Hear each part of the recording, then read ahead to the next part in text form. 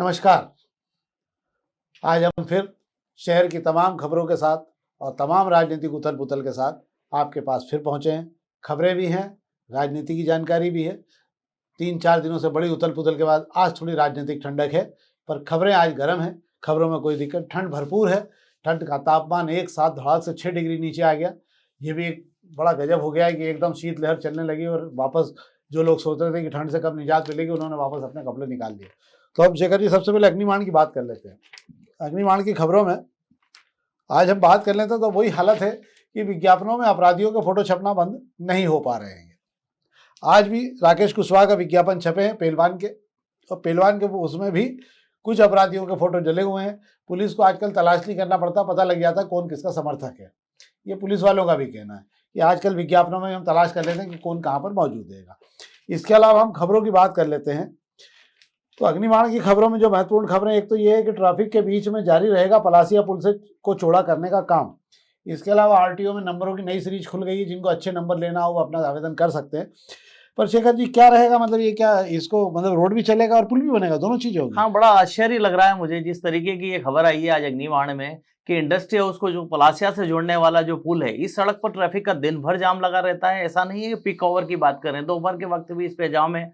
और इसके आसपास की सड़कें तो चौड़ी कर दी गई है, पर इस पुल को चौड़ा करने की कब से कवायद हो रही थी। अब इसका काम शुरू होने वाला हैगा, पर कहा जा रहा है कि चलते काम में पुल को के यातायात चलेगा, वो कैसे संभव है बहुत समझना मुश्किल है, क्योंकि ये वह सड़क है जो पलासिया रेसकोर्स रोड को सीधे एबी रोड से जोड़ती हैगी। और इसी के साथ में कहा जा रहा है कि मालवा मिल से पाटनीपुरा पर जोड़ने वाली सड़क पर जो पुल बनना है, जो 6 करोड़ का पुल बनना है, जो हमारे लिए यहाँ कई बार चर्चा का विषय रहा है, उस 6 करोड़ के पुल के लिए भी वैकल्पिक मार्ग तैयार किए जा रहे हैं। क्योंकि जब तक वैकल्पिक मार्ग तैयार नहीं होंगे काम कैसे होगा। बड़ा यहाँ तो व्यवस्था कर रहे हैं, यहाँ नहीं कर रहे हैं। नहीं, पर इसमें तो बड़ी दिक्कत हो जाएगी कि एक साथ दोनों जगह काम चालू हो गया शेखर जी, तो मतलब घर आना और जाना एक बड़ी मुसीबत हो जाएगी। फोन करना पड़ेगा आधे लोगों को घर पे कि मेरा साथ 9 बजे 10 बजे के पहले आना नहीं हो पाएगा, मैं रास्ते में ही अटका हुआ हूँ। क्योंकि अगर ये दोनों ही रोड केवल उस क्षेत्र में जाने के लिए केवल यही 2 रोड है, एक मालवा मिल वाला रोड और दूसरा पलासी वाला रोड। दोनों रोडों पे अगर रोडों काम चालू कर दिया इस प्रकार से तो बड़ी दिक्कत होगी। जब तक वैकल्पिक मार्ग बेहतर तरीके से नहीं हो, मेरे को लगता है कि इसका उपयोग, इस पर कोई प्रयास नहीं किया जाना चाहिए। एक और खबर है, आज पूरा शहर कांप गया है ठंड पे। 6 डिग्री तापमान जो है नीचे आ गया है। रात का तापमान जो है 6 पे आ गया। सवेरे बेहतरीन ठंडी हवा थी। और मुझे लगता है इसमें आज अग्निबाण में आंकड़े बहुत अच्छे दिए हुए हैं कि आप अगर देखेंगे तो 6 जनवरी को 24 था, रात को 9 था, फिर ये नीचे आता गया। 7 को फिर ये 6 पे आ गया था और 12 जनवरी को 7.6 पे आ गया। मतलब हम एक बार ठंड और देख चुके हैं इसी प्रकार की। तो अब मुझे ऐसा लगता है कि स्कूल, हालांकि बच्चे आज इसके बाद भी स्कूल गए हैं। आज स्कूलों में छुट्टी क्यों नहीं हुई यार? आज तो यूँ तो छुट्टी के लिए कलेक्टर को बोल रखा है। बिल्कुल सही बोल रहे हैं। यहाँ पर चूंकि ठंड ने जो अपना प्रभाव दिखाया, जो शीतलहर चली है वो सुबह के वक्त शुरू हुई है। रात के वक्त इतना लग नहीं रहा था। जैसे जैसे रात होती गई टेम्परेचर डाउन होता गया और सुबह आते आते वो टेम्परेचर इतना कम हो गया था और शीतलहर आ गई थी जो ठंडक लिए थी अपने हाथ में। तो उसका प्रभाव सुबह दिखने लगा। मुझे ऐसा लगता है शेखर जी, रात को मैं घुमा 11 बजे, पूरे हाथ पांव हिल गए मेरे।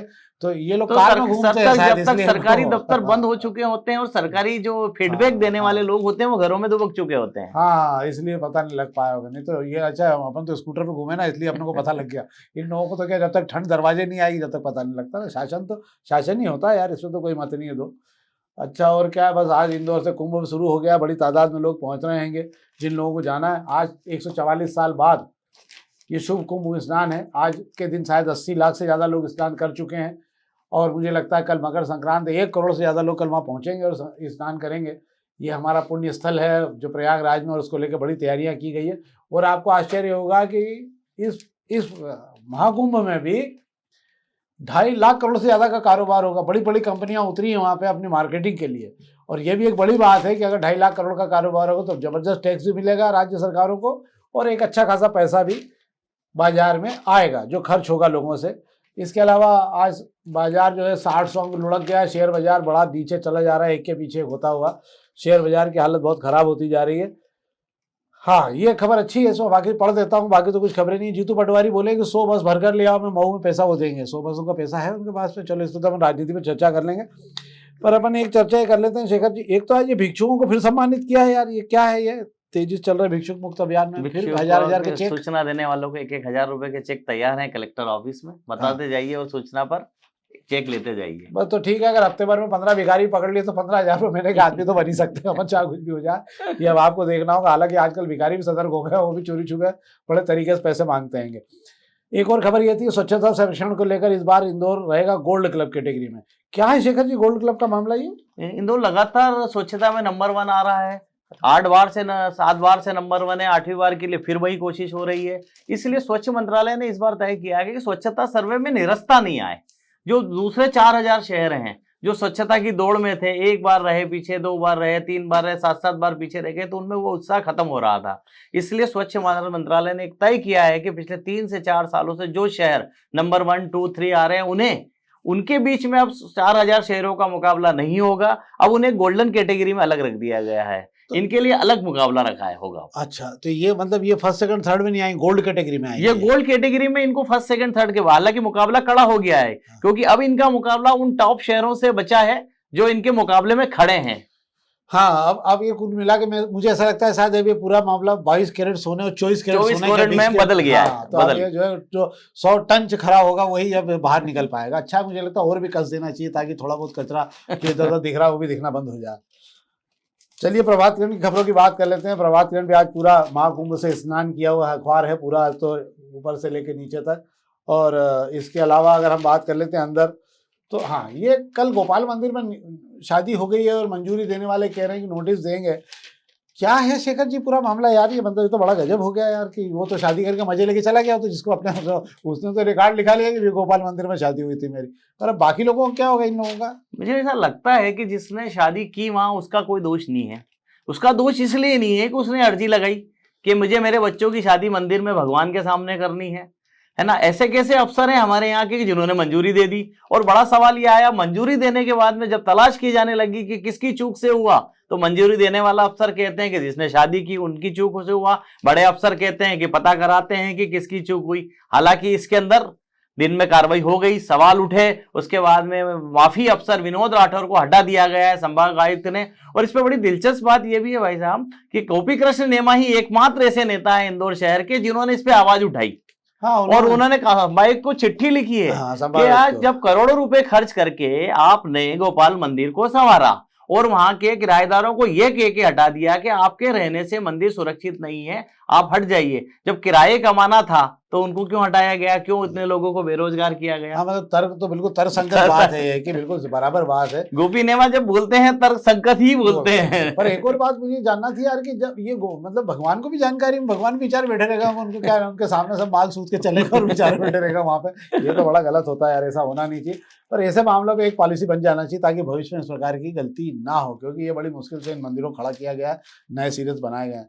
एक और खबर ये रात भर मोबाइल पर ताकते रहे और नहीं आए आज भी अध्यक्ष का नाम, और आप भी कह रहे थे कि हो ही जाएगा, सब आपके चक्कर में उलझे रहे। ये क्या है यार मामला? इस पर कुछ बात कर लेंगे, राजनीति में बात कर लेंगे अपन, इस पर भी राजनीति में इस पर चर्चा कर लेंगे। अभी खबरों पे हम पूरा, हाँ, खबरों पर कर लेते हैं हम। तो खबरों पे अब हम दोपहर की खबरों को बात कर लेता हूँ आपसे मैं 2 मिनट के अंदर। एक तो जो आपके जिसका डर था वो बिल्कुल आपके दरवाजे पे आ गई। जिस आर्थिक मंदी की हम बात कर रहे हैं कि वो आज अर्थशास्त्रियों ने मान लिया है कि अब देश में आर्थिक मंदी आना तय है। उसके 2-3 कारण उन्होंने बताया कि जो जीडीपी पे विकास दर में जिन जिन सेक्टर की सबसे ज्यादा भूमिका है वो सब बुरी तरह से पिछड़ गए। इसमें आईटी हब जो है वो 30 से 40% आपको जो है विकास दर को रफ्तार देने का काम करता है। पर आईटी हब की हालत ये है कि खुद टीसीएस ने 19 साल में पहली बार 5,137 कर्मचारियों को बाहर कर रास्ता दिखा दिया। क्यों? क्योंकि उनके पास काम नहीं है। दूसरा, जो मोबाइल सेक्टर कंपनियां हैं जो 50 करोड़ मोबाइल बनाती थी भारतीय कंपनियां, वो 25 करोड़ पे आ गई, यानी उनसे जुड़ी हुई छोटी कंपनियां बंद हो रही हैं। और उसके अलावा जो कंपनियां बची हैं वो दूसरे काम करने लग गई हैं, यानी काज बटन बनाने के जैसे काम में लग गई हैं, क्योंकि उनको लग रहा है कि अब इंडस्ट्री यहाँ चल नहीं पाएगी। ये तो है मंदी की मार को लेकर जो जानकारी आ रही है सामने। इसके अलावा आज रुपए ने ऐतिहासिक गिरावट दर्ज कर दी। अभी तक 2-4 पैसे रोज 3 पैसे 5 पैसे गिरता था, आज रुपया जो है 23 पैसे गिरकर अपने बिल्कुल उच्चतम स्तर पर, क्या कहा जाए, निचले स्तर पर पहुंच चुका है डॉलर के मुकाबले। और मुझे ऐसा लगता है कि शायद अमेरिकी राष्ट्रपति डोनाल्ड ट्रंप जिस दिन शपथ लेंगे उस दिन तक रुपया जो है वो 87-88 को पार कर चुका रहेगा। इतना भयभीत है रुपया डोनाल्ड ट्रंप से कि रुपया अपने आप ही खुद ही बिना शर्ट पैंट के होता जा रहा है, पूरे कपड़े उतर गए हैं रुपए के। और इसका बहुत बुरा असर पड़ेगा देश की अर्थव्यवस्था पे। आपका खजाना धीरे धीरे विदेशी मुद्रा का खाली होता जा रहेगा। दूसरा एक खबर और भी है जो 3 नंबर पे दोपहर में छपी है कि 2.5 टन पहली बार इतनी बड़ी मात्रा में पॉलीथीन पकड़ी गई प्लास्टिक की, और ये बड़ी कार्रवाई नगर निगम ने 11 बजे के लगभग की थी आज, जो उसके अंदर पकड़ा गया है। मुझे लगता है कि शायद ये बड़ी कार्रवाई है। बिल्कुल आप सही कह रहे हैं कि ये वो जो कार्रवाई थी, ये ट्रांसपोर्ट नगर लोहा मंडी में ट्रांसपोर्टर के यहाँ सुबह सुबह नगर निगम के स्वास्थ्य विभाग ने छापा मारा और वहां से 80 कट्टे पॉलीथीन जब्त की गई है। और ट्रांसपोर्टर बताने को तैयार नहीं है कि माल कहां से आया, इसका मालिक कौन है। हालांकि खूब दबाव प्रभाव चलता रहा पर बात बनी नहीं। मीडिया में बात आ जाने की वजह से सारी चीजें सेटल नहीं हो पाई और 1 लाख रुपए का जुर्माना ट्रांसपोर्टर पर लगाया गया है। एक और खबर है जो 4 नंबर पेज पे हमारे यहाँ है कि जो जीतू यादव की जो मुश्किलें हैं वो और बढ़ती जा रही हैं कई मामलों में, खासकर जो वहाँ दुकानें बनी थी कल्याण मिल रोड पर, उसको लेकर भी नया मुद्दा उठ गया है। उस पर भी जांच के लिए तैयारी की जा रही है और उसके पूरे मामले को अब दिल्ली भेजकर सारे दस्तावेज पूरे प्रकरणों के अब दिल्ली भेजने को लेकर तैयारी की जा रही है। इससे ऐसा लग रहा है कि आने वाला समय जीतू यादव का बहुत बेहतर नहीं रहेगा, उन्हें अकेले ही लड़ाई पूरी लड़नी पड़ेगी, क्योंकि उनके जो आका हैं और उनके जो काका हैं वो सभी लोग जो है इस समय दूरी बना चुके हैं। इसलिए मुझे ऐसा लगता है कि उनके लिए एक बड़ी मुसीबत होगी। तो ये तो थी हमारी राजनीति का अखबारों की चर्चा। अब हम राजनीति पर चर्चा कर लेते हैं। राजनीति तो एक पहले तो हम जीतू पटवारी जी पे चर्चा कर लेते हैं। आजकल जीतू का नाम बहुत ज़्यादा हो गया शहर में, समझ नहीं आता किसके बारे में बात करना और किसके बारे में बात हो जाती है। तो उन्होंने कहा 100 बसें भर के ले आओ, पैसे मैं दूंगा। तो एक जगह से 100 बसें लाने के पैसे दे रहे हैं कि सब जगह से 100 बसें लाने के पैसे? जीतू पटवारी 2 नंबर विधानसभा से 100 बसें बस कर लाने के पैसे दे रहे हैं। और सबसे बड़ी दिलचस्प बात है कि जीतू पटवारी जी कल ने जो 27 जनवरी को महू में राहुल गांधी की जो सभा होने वाली, राहुल गांधी की जो संविधान यात्रा निकलने वाली है, उसको लेकर पहली बैठक 2 नंबर विधानसभा में ली है। क्योंकि इस समय 2 नंबर विधानसभा बड़ी सुर्खियों में जीतू की वजह से। तो एक जीतू यादव दूसरे जीतू पटवारी पहुंच गए वहां पर और जीतू ने वहीं से डंका ठोकते हुए कहा है कि यहाँ से मैं आपको 100 बसें दूंगा, 100 बसें का खर्चा दूंगा चिंटू चौक से, तुम 100 बसें भर के लेकर आओ। बड़ी अच्छी बात है कि बसों का खर्चा दे रहे हैं, तो मुझे लगता है कि बस भरने में दिक्कत नहीं आनी चाहिए। पर बाकी विधानसभाओं ने कोई गुनाह किया है क्या? मतलब जैसे 1 नंबर, 4 नंबर, 5 नंबर के जो कांग्रेस के लोग हैं वो क्या अपनी जेब से पैसे लगाएंगे कि नहीं? उनको भी 100 बसों के पैसे अब जीतू पटवारी जी ने यहाँ पर से जो शुरुआत की है, जो बोल बच्चन की है, मुझे लगता है सारी विधानसभा में उन्हें देना पड़ेंगे जितनी बसें मांगी जाएगी। ऐसा नहीं हो कि बोल बच्चन और अमिताभ बच्चन के चक्कर में जो है पता लगे कि ये हो सकता है कि इसमें अगर आगे कोई जीतू के आगे कुछ नहीं लगा तो हो सकता है 150 बसें तो अकेले। भाई मेरा ऐसा मानना है कि 100 बसें अगर इंदौर से भर के ही चली जाएगी पूरे शहर से तो भी जीतू पटवारी का काम हो जाएगा। अब बड़ी बड़ी बातें विधानसभा में होती है। अब तो 10 बसें भर के लोग लेके जाते हैं, 50 गिना देते हैं, तो हो सकता है वो कितनी बसें जाएगी वो तो 27 जनवरी को ही पता चलेगा। नहीं, अच्छा, बड़े बड़े लोग छोटी छोटी बातें करते रहते हैं और छोटे छोटे लोग बड़ी बड़ी बातें करते रहते हैं। अच्छी बात है, ये होना चाहिए। कुल मिला के राहुल गांधी आ रहे हैं तो जिस कांग्रेस की इज्जत का सवाल है, अगर अभी भी इज्जत नहीं संभाल पाए तो क्या संभालेंगे फिर ये।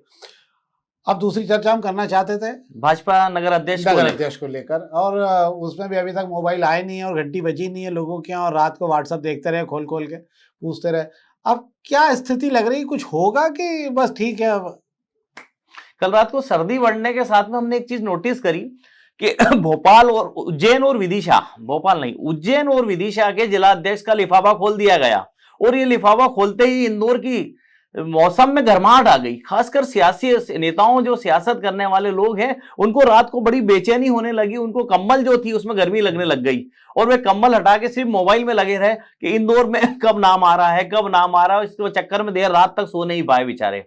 और तय हुआ है, संगठन ने इस बार बदलाव कर दिया है। इस बार कोई सूची जारी होने वाली नहीं है। इस बार सूची जारी नहीं होगी। जिस जिले में जो नेता रायशुमारी करके आए थे वे लिफाफा लेकर आएंगे और सबके सामने खोल के बता देंगे कि इन्हें जिलाध्यक्ष बना दिया गया है। सबसे बड़ी बात भाई साहब इसमें यह है कि जो लिफाफा लेकर आएंगे उन्हें भी नहीं पता कि उसके अंदर किसका नाम है। तो इसमें तो बड़ी तकलीफ हो जाएगी शेखर जी, क्योंकि इंदौर के लिफाफे में तो जो गलतफहमी पाल के बैठे हो तो सारे दिक्कत में आ जाएंगे, जिनको ये गलतफहमी हो रही थी कि अपना ही नाम होना चाहिए।